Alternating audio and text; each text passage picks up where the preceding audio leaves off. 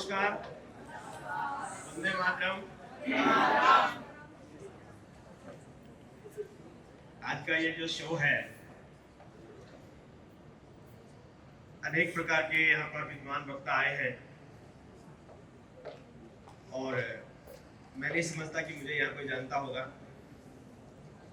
लेकिन बहुत लोग ऐसे हैं जो यहाँ पर उनके लाखों लोग जाने वाले हैं, लाखों लोग जानने वाले हैं।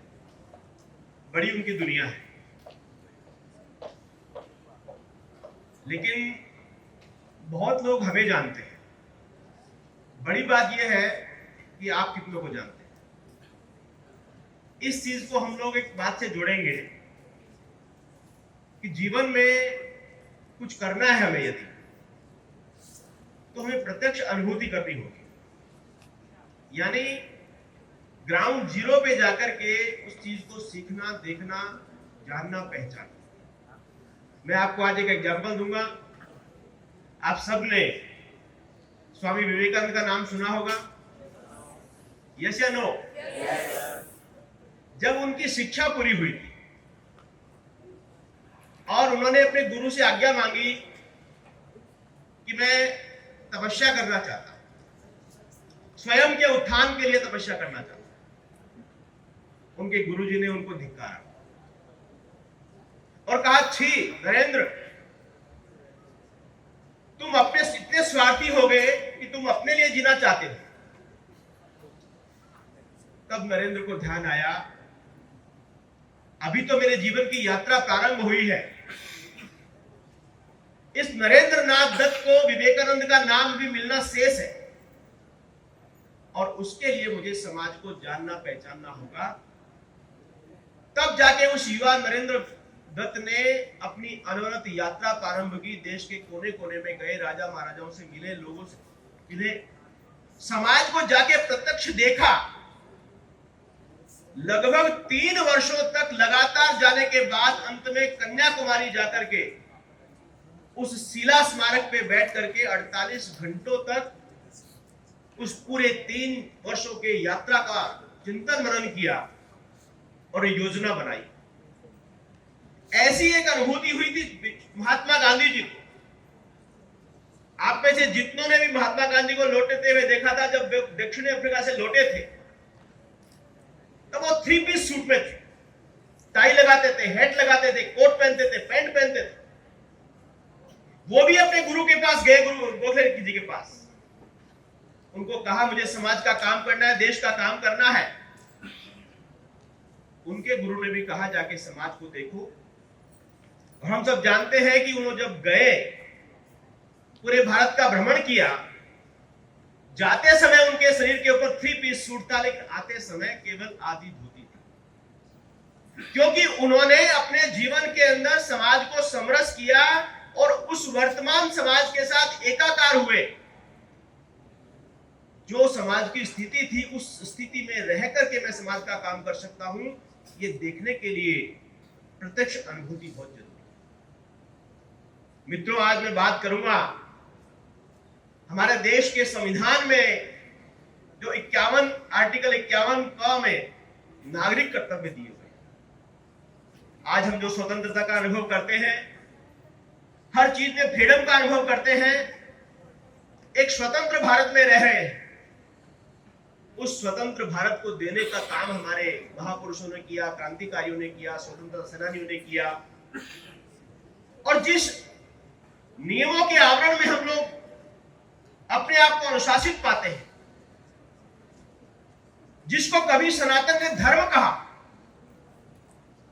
हम सब उस पीढ़ी के लोग हैं। आज हम अनेक प्रकार के माध्यमों से सनातन को जान सकते हैं, अपनी संस्कृति परंपराओं को जान सकते हैं। लेकिन पहले, आज के 50 साल पहले की हम कल्पना करते हैं, 40 साल पहले की कल्पना करते हैं, तो केवल कथाएं, कहीं रामायण की कथा हो रही है, कहीं भागवत कथा हो रही है, उनके माध्यम से गांव-गांव में, जन-जन में इस धर्म का प्रचार होता था। और तब उस पीढ़ी के लोग जानते होंगे, हम कहते थे, हम घोष लगाते थे कार्यक्रम के अंत में, धर्म की जय हो, अधर्म का नाश हो, प्राणियों में सद्भाव न हो, विश्व का कल्याण, गौ माता की जय हो। ये 5 जो उद्घोष थे, उन्हीं उद्घोषों को यदि आप गहराई से चिंतन करेंगे तो इनमें एक एक चीज के अंदर वो चीज देखेंगे आप। उन 5 शब्दों के अलावा इस कर्तव्यों के अंदर और कुछ भी नहीं है। उन 5 बातों को ही हमने अलग अलग तरीके से इसके अंदर रखने की कोशिश की है। हमारे संविधान के निर्माताओं ने जब संविधान बनाया, लिखा, तैयार किया, उनसे शायद एक गलती रह गई। आप लोग जानते हैं 30 वर्ष के बाद प्रारंभ से हमारे पास अधिकार थे। 30 वर्ष के बाद 1976 में पहली बार कर्तव्यों को संविधान के अंदर 42 संशोधन के अंदर जोड़ा गया। जब देश के अंदर आपातकाल लगा, लोगों को लगा, उस समय के विद्वानों को लगा, देश के नियंताओं को लगा कि केवल अधिकारों की बात करने से केवल संघर्ष पैदा होगा, केवल अधिकारों की बात करने से लड़ाइयां होंगी। जब तक देश का नागरिक कर्तव्य परायण नहीं होगा, कर्तव्यों के प्रति जागरूक नहीं होगा, कर्तव्य के प्रति सचेत नहीं होगा, तब तक वो देश के प्रति जिम्मेदार नहीं बन सकता। मैं जानता हूं कि ये कोई नए विषय नहीं थे, लेकिन फिर भी कॉन्स्टिट्यूशन में उनको लाना एक जरूरी था, क्योंकि कॉन्स्टिट्यूशन आज के वर्तमान युग में हमारे लिए धर्म का स्थान रखता है। आज स्वतंत्र भारत के नागरिक के लिए धर्म का स्थान कॉन्स्टिट्यूशन है। जिस धर्म की जय की बात हम पहले करते थे, धर्म हमारी आस्था है, अपनी अपनी आस्था होती, लेकिन कॉन्स्टिट्यूशन हर एक नागरिक के लिए धर्म का स्थान रखता है। आज दुनिया का इतिहास जब हम पढ़ते हैं, देखते हैं, अनेक प्रकार के राजाओं महाराजाओं का इतिहास पढ़ते हैं, हर तरफ अधिकारों की लड़ाई, संघर्ष की लड़ाई सब भरी हुई। लेकिन जब दुनिया का एक ऐसा ग्रंथ जो हमारी संस्कृति का परिचायक है, रामायण, भगवान राम के चरित्र, जीवन चरित्र, जब उनके जीवन के एक एक पात्र को हम देखने की कोशिश करते हैं, जब उनके जीवन के एक एक पात्र को हम देखते हैं, चाहे माता सीता की बात हो तो वो अपने कर्तव्य के लिए जीवन दिया, भाई लक्ष्मण की बात हो तो उसने भी अपना कर्तव्य के लिए पूरा जीवन दिया। हर एक पात्र रामायण का ऐसा है जो हमें केवल और केवल कर्तव्यों की सीख देता है। ऐसा ही जब हम भगवद गीता पढ़ते हैं, बहुत सारे युवा साथी सबको समझते हैं, जब कभी हम लोग एक दूसरे बैठते हैं साथ में, तो कुछ लोग उसको मजाक में भी लेते हैं। गीता में क्या है? जो मिला है वो ठीक है, जो हो रहा है वो अच्छा है, जो मिलेगा वो अच्छा है, जो अपना है वो अपने पास रहेगा, जो दूसरों का दूसरे। ये 4 बातों को बोल करके वो गीता का उपहास तक उड़ाता है। लेकिन आप जानते हैं, श्रीमद् भगवद गीता केवल इस देश का नहीं, इस दुनिया का सबसे अधिक भाषाओं के अंदर लिपिबद्ध किया गया, टिप्पणियां की गई ग्रंथ है। और जीवन की, दुनिया की कोई ऐसी समस्या नहीं है जिस समस्या का समाधान गीता के पन्ने पढ़ने से न हो। कई लोग अपने माँ बाप भी कहते हैं बच्चों को गीता पढ़ेगा सन्यासी हो जाएगा। वो महान ग्रंथ जो केवल और केवल कर्म करने का संदेश देता है, वो पढ़ने से कैसे कोई सन्यासी हो जाएगा? इसलिए गीता तो हमारे जीवन की हर समस्या का समाधान है। इन अधिकारों को लेकर के 7 जो अधिकार हैं, हर कोई जागरूक है, लेकिन इन कर्तव्यों के बारे में हम बात करते हैं तो मैं आपको 1 साल पहले की याद दिलाना चाहूंगा, जब लाल किले की प्राचीर से हमारे देश के प्रधानमंत्री ने इस विकसित भारत के लिए युवाओं से, देश के लोगों से कहा कि 5 प्रण हमें करने पड़ेंगे। आपको याद है उस 5वां प्रण कौन सा था? वो 5वां प्रण नागरिक कर्तव्यों का जागरण था, नागरिक अनुशासन था। आप सबने राष्ट्रीय स्वयंसेवक संघ का नाम सुना होगा, आरएसएस, जिसको आज छोटे फॉर्म में बोलते हैं। आने वाले वर्ष में आरएसएस भी अपनी 100 वर्ष पूरे करने जा रहा है। 1925 में बना आरएसएस। आज जब समाज परिवर्तन की बात करता है तो 5 बिंदुओं को लेता है। उन 5 बिंदुओं में भी अंतिम विषय 5वां बिंदु जो है वो नागरिक कर्तव्यों का जागरण है। हम समझ सकते हैं कि नागरिक कर्तव्य हर एक व्यक्ति के जीवन के लिए इतने महत्वपूर्ण क्यों है। पहली बात तो एक बहुत बड़ा वर्ग ऐसा है समाज का जो इनके बारे में जानता ही नहीं, जो जानता है वो मानना नहीं चाहता है, क्योंकि हर तरफ हर आदमी जीवन में अपनी इच्छा पूरी करने के लिए दौड़ लगा रहा है। एक बार एक ऐसे ही विद्वान कहीं भाषण देने आए थे, एक स्टूडेंट के साथ उनकी मुलाकात हो गई कैंपस में चलते चलते। तो स्टूडेंट ने उनको परिचय हुआ, वो पैदल पैदल जा रहे थे, परिचय हुआ तो पूछा कि क्या कर रहे हो। तो स्टूडेंट ने बताया कि मैं यहाँ पढ़ता हूं। आपस में जब परिचय पूछा कि तुम क्या चाहते हो, तो स्टूडेंट कहता है कि मैं यहाँ पढ़ता हूं, मैं पढ़ाई करने के लिए आया हूं। तो पढ़ाई करने तुम पूरी क्लास लेते हो?